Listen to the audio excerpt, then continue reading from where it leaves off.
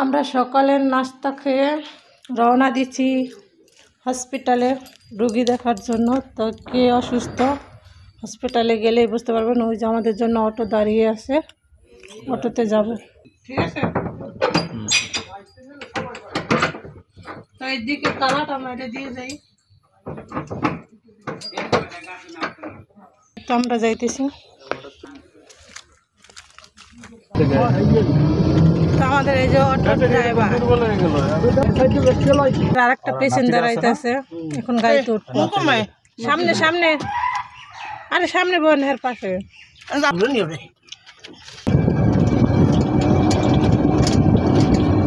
আমাদের আর একটা পেশেন্ট দাঁড়াইতেছে, আর এই যে একটা পেশেন্ট বুড়া গেলে একটা মাইয়া ওইয়া, এরা মাইয়া নিয়ে তামসা করা শুরু করে।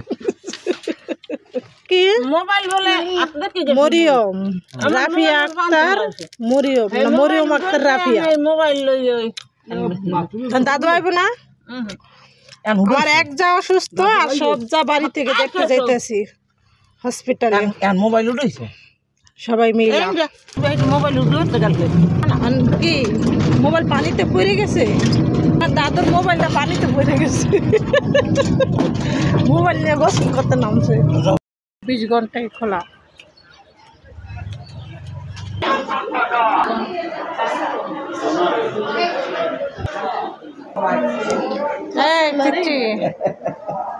নানি কই? চলো চলো। আপু কো? এদিকে একটা, এটা তালা মেরে রাখছে কেন? আর এইদিকে এদিকে আটকানো। নাতিরা জোস, নাতিগুলিকে জোস আনছে আর আমাদের জন্য আনছে সমেচা। যাইতে খাইতে পারবো না, সবাই আমরা সমেচা পার্টি করি। আর সবাই আমার ভাবির লিগে দোয়া করবেন, আল্লাহ যেন তাড়াতাড়ি আমার ভাবিটা সুস্থ করে দেয়। কি কষ্ট করে আমরা রান্না করে খাই, আর আমার ভাবি সুস্থ থাকলে আমাকে রান্না করে খাওয়াই। তো ভাবি হ্যাঁ চা যখন আগলা চুলা বাইর করে লেপিয়া হেরে রাম ওই মরিয়ম খাবে না। চলে এসেছি হসপিটালে।